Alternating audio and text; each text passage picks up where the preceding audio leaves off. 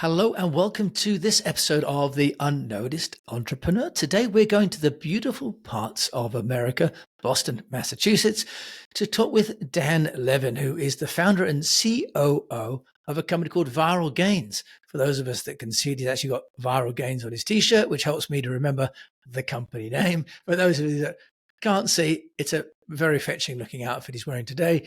And Dan, we're going to talk about a number of things, but you've built a 9-figure business in the last decade in the advertising industry, and you've managed to take on big ad agencies and big tech to build a sustainable business. So you're going to tell us how you've done that, and also how you have been able to market the brand to one group of customers and actually sell the product to another and more besides. So Dan, welcome to the Unnoticed Entrepreneur.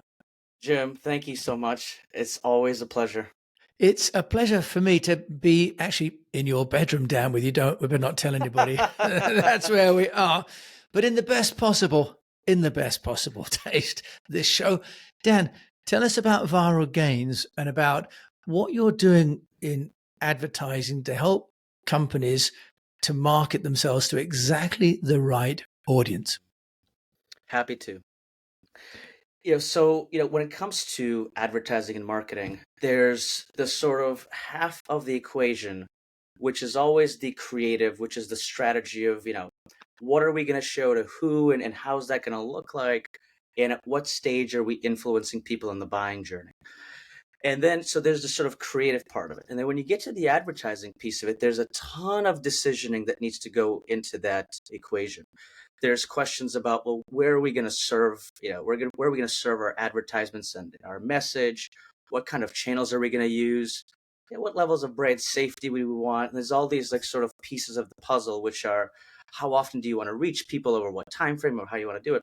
One of the biggest, most important ones is who you're actually reaching. So just knowing that you're reaching an individual that couldn't be more perfectly geared to receive that message. And so what Viral Gains does is we're remarkably good, and we've sort of built a business over the last 10 years of doing two things I'd say that are just core to ourselves.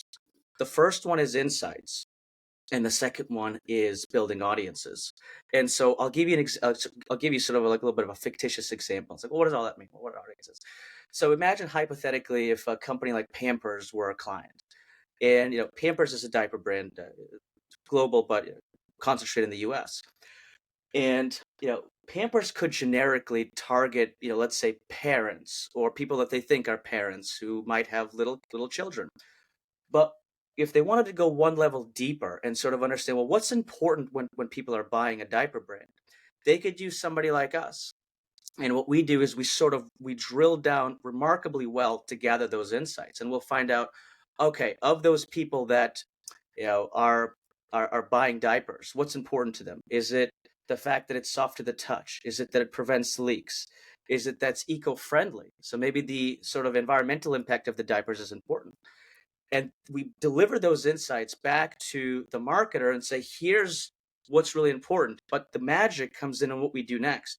Not only do we deliver the insight of what was so important about this specific type of prospective end customer, but we say, now here's the audience. So we would then say, not only did we find out that the vast majority of your customers, and you might not have known this, care about eco-friendliness, but here's 1 million people now that in essence are people that are very much going to care about the environmental impact of diapers. And so you should have some messaging that speaks to that.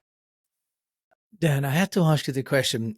In this day and age where cookies are being blocked and where Apple iOS has come in and sort of removed some of the tracking elements, and I know we still have pixels that are going out in emails and so on, but how is Viral Gains, if you like, curating this content and this audience, and yet remaining within, if you like, the framework of consumer confidentiality?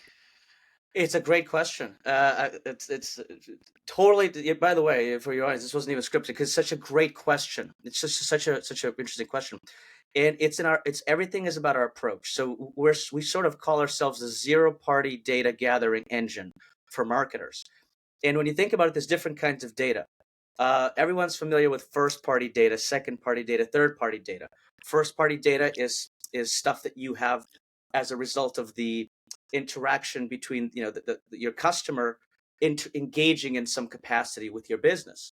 Second, I'll jump to third because second one's a little bit of a nuance. Third-party data is stuff that you buy completely elsewhere about that consumer that you wouldn't have otherwise known. Second party data is actually it's interesting where companies that usually aren't competitive will meet with each other and say, "Hey, you have data about our customer about we have a Venn diagram of customers of these ones in the middle. What do you know about them? What do I know about them? And we'll share that with each other." Zero party data, which is what we do, is different because in all three of those instances that I mentioned, it's not always the case that the consumer wants you to have that data about them.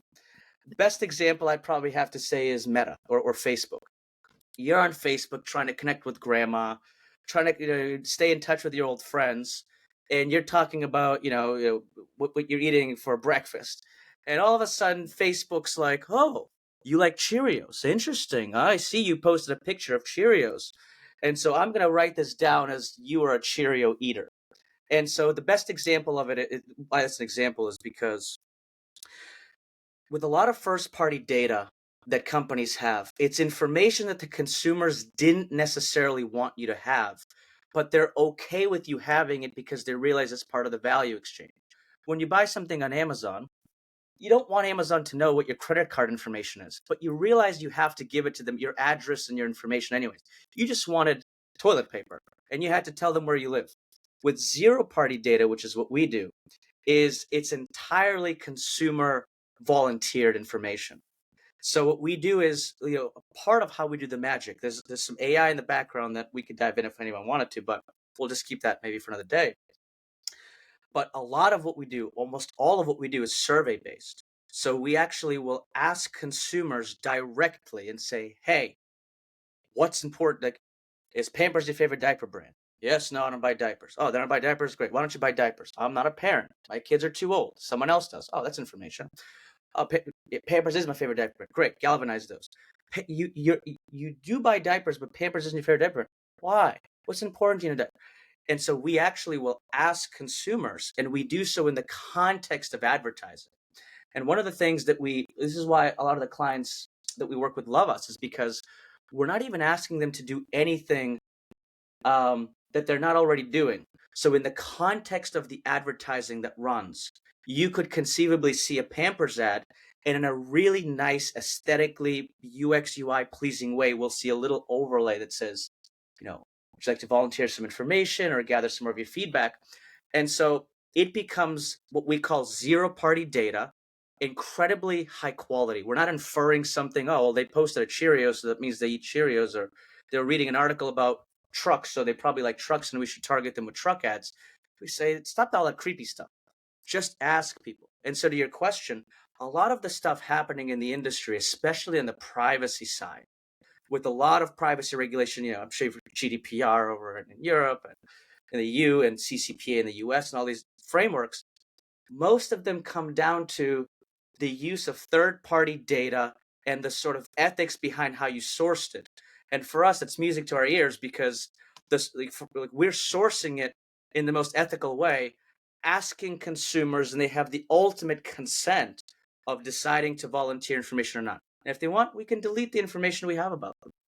Okay, So that's really useful to know, Dan, that yeah, then people can still participate in sharing their preferences at scale, but in an anonymous way as well. So absolutely. that's really, really reassuring. And I think from what I can see, you've got over 100 of the Fortune 500 companies working with you. But here's the kicker, Dan, isn't it? Those end brands, and I don't know why we're fixated on toilet rolls and Pampers today, but we're, big brands as we've got banks and cars and so on. Actually, they're not your customer, are they, in a way, because you have a slightly more interesting dynamic than that. Do you want to just talk to us about the fact that you're marketing your company to one community and yet you're selling the services to another? Absolutely. I think it's worth maybe just 30 seconds on sort of the existence of agencies, because that's our customer. Our Yeah. customers are ad agencies. They are coming to us on behalf of the marketer, who's the brand. Now we do some brand direct as well. Some brands have in-house. They call them in-house agencies. They have that expertise themselves, or they just like to do direct stuff. But our primary customer is the agency. And I think for anyone that doesn't quite know the landscape as intimately, it's like, well, it sounds like there's a middle person in between. And it's like, does that just seem inefficient? The answer is no. Agencies play an unbelievably important role. Imagine if you're Coca-Cola and you're trying to sell in 200 countries, and each of those countries has their own norms, their own rules, regulations about how you can speak about things. Just take the United States, just the U.S. alone. If you're talking about it, if you're talking about Coca-Cola in the South versus the Northeast versus the Northwest, here you got to call it pop. Here it's a social taboo to do this thing, and here it's not. You've seen some companies get in trouble here in the U.S. with certain things. Now imagine multiplying that by 200. And for a multinational corporation, it's not feasible to know how to market in every single country, in every single city individually. And on top of that, to keep up with a technology like ours. Yep. If you think about how many marketing technologies there are, there's a lot. Yep. And if you're a brand, you can't keep up with any of that. And so these agencies exist to sort of help with the strategy, to help with making sure you're doing the right things in the right markets, and also to field technologies like ours. So when someone like us comes up in the market, they can take it back to the brand Yeah. and say, "Hey, I found something cool." And so Yeah, so there's agencies like WPP and Omnicom have got a that's role, right. but just That's right. explain to us, Dan, because you've entered the market as a startup, well, 10 years ago, and you've had to take on these bigger tech companies, and so just explain to us then how you've managed to get noticed by those really two different audiences that you've got, one of which needs to specify the use of viral gains, and one of which needs to actually commission and purchase from viral gains. Mm, that's right. It's interesting the dynamic, because we have to get noticed on two fronts. We have to make our inroads with agencies, but there's always this saying that I'm sure you've heard, something like, "No one's ever gotten fired for like buying IBM or for doing these things and that." And if we're not IBM, because what happens is the agency will say, "Hey, I love you guys.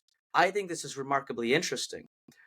And then they'll say, let me take it to the brand and say, "Hey, we've got this program that we recommend, and we think we should use viral gains for a lot of the insights to audience piece of it. It's very interesting." And the brand's like, "Who? Did you say Google?" It's like, "Oh, it's a viral gain." It's like, yeah, it's my job on the line, because now you got the agency and you have the marketer, and they report to the CMO potentially, and they're like, uh, if I haven't heard of it, I don't want to do that. And so we realized early on that we have this sort of we have to make sure that we're noticed across all fronts, but there's a sensitivity. You have to be sensitive when there's these sort of structures in place, because the agency, it does so much. What happens is it makes their job harder if you've got a million vendors, selling, trying to sell directly to brands, because the agency's there to make sure everything fits. It's a puzzle, like a nice puzzle piece, and everything's clear. When one of those puzzles is like making their way over to the brand by itself and things don't fit anymore, it's a problem. And so what we do is we spend a lot of time doing certain things, like going to the conferences that brands go to, and making sure our ads are in front of them, but not anything beyond what I would say is the awareness stage. Like, we basically have a very clear understanding of what is awareness and how do you make that happen. How many touch points is it? Which sponsorships is it? Do you sponsor the coffee cup or the lanyard or all these different things? And the goal there is to make sure that if there is someone, because this wasn't intuitive for us at first. We were selling to the agencies and we were marketing to the agencies, and our win rates were not what they should be. And it really is interesting. If you're the kind of business that you have an end person that's really the decision maker, and they haven't heard of you, it's their job on the line. And so your goal is you have to have two different marketing strategies. You really do. You have to find out where is this customer and where is that customer. And you have to spend an equal amount of time making sure that they, by the time it gets to you, they've heard of you. And I want to tell you a really funny story that I learned from one of my mentors and investors. And he shared the story when he was raising his around of venture capital. Same problem, unnoticed. VC world. It's very much like it's very much like, if I heard of you, have I not heard of you. He had the most clever idea. He realized that all the investors that were investing in his space were in like Menlo Park in California, like in this like small region. And what he did was he bought out the main billboards in the airport that specifically they fly out of. And when he was doing this deal, with sort of airlines, they're like, oh, because it'll be Clear Channel or be someone that sort of owns a bunch of billboards. Like, you want a bunch of airports or you want to be around the country? He was like, no, I want 2 billboards in just this airport, and I want only these ones. And then what he would do is he would get the same. He's here local in Boston. He got 2 billboards here in Boston. So he's only paying for just 4 billboards. But he did this for like 6 months, and then eventually he invited when he was sticking around, he invited these VCs from Menlo to come meet with him. And when they met with him, they said one phrase that he said he'll never forget. They go, "I've seen you guys everywhere. I don't even know where I've seen you, but I feel like every time I go somewhere, you're everywhere." And what he did was psychologically trick them. Even when they're going to Texas or Florida or the UK or the EU, anywhere in the world, they're constantly were going out of that airport and subconsciously seeing his logo, seeing his company's name. And he extra did it and he only did it for a week. He only bought a billboard in Boston for just that one week. So they flew in, and even if they didn't notice it, as they came in, they're like, yeah, we've got to talk to you guys. You're everywhere. And he said, it cost me like pennies of the dollar that it would have cost otherwise. And what I loved about that story and I took away from it was how clever it was. It was just like, if you know where the person's going to be and you know where they spend a lot of their time, you can actually cut out a lot of the stuff that's not going to work. And it's a little bit of clever psychological engineering. And I've been using that strategy ever since. It's a little bit, clever, but also it's efficient. What Yeah. are you going to do? Buy a billboard in the middle of the ocean? Why would you do Yeah, that? no, Dan, I love that. I love that idea of being very targeted. There used to be a company that made broadcast antennae, and they would buy the advert just in the local town of where they wanted to sell a radio mast to the local radio station for, nowhere else. And so, but they seemed ubiquitous to the person in that town because that person didn't read anything else. So, a great Exactly. psychological game. Dan, on this show, I also like to ask people to help us feel a bit better about ourselves. Anything that you as a successful entrepreneur has done that didn't work? Is there anything that you can share that from a marketing perspective for viral gains, you wouldn't recommend people to try, or that you Oh, wouldn't do again? that didn't work. Yeah. And it's a difficult question, this one, but useful to know what doesn't work, because we often learn as much from people's and our own failures as we do from people's successes. Yeah, it's interesting. I mean, yeah, I sort of already shared a little bit of that, which is I would roll it up into a broad lesson for me of let's call it, I don't know if it's sensitivity, but it's empathy. It's a little bit of EQ. And in this case, what I mentioned was when we would try to sell around, we have 2 decision makers, but very important. And you got to treat them both as equally important. And we weren't doing this out of just some malice. We just didn't understand. We were early on in the space. But I think in all the marketing that we do, we always we do 2 things. And in some ways, it almost sounds oversimplified. But the first thing I said is kind of, it's like, and it's funny because it's the irony is because what we do is being really specific to what is the thing that's going to be the end sale. So just like for pamper, I know, toilet paper or diapers And we again. go back a bit. I think you also mentioned about product market fit. I think we were talking before we started recording about building a product and trying to sell a product that was a bundle.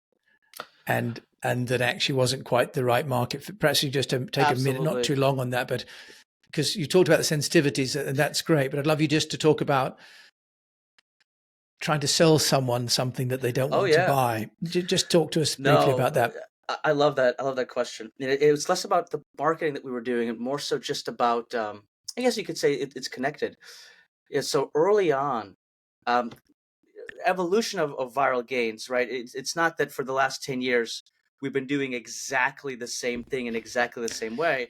That would take quite some foresight in a space that moves and evolves, and you've got to evolve with it. So yeah, early on, we were trying to do multiple things that best way to put it is you could say almost like trying to chase two rabbits, but in some ways, we had a secret sauce. Our secret sauce was always the insights and the audiences, which is why it so rolls off my tongue now. But it wasn't always the case. We used to also do another thing. We used to operate as a demand side platform, and we don't have to dig too much into that, but it's basically like a big marketplace that facilitates the sort of algorithmic automatic buying and selling of media. And we had this demand side platform, and we had layered on top of it our secret sauce of generating audiences and insights. And the problem was that the majority of our customers already had a demand side platform of choice. And so the best way I would describe it is it's like we had this bundle, and we had this bundle of stuff that we sold, this products and services, products, and we would say, you've got to buy this, I got to buy this thing. And they'd look at it and they go, well, I already have this part of it myself. And we're like, yeah, well, replace yours with ours because we have this great bundle.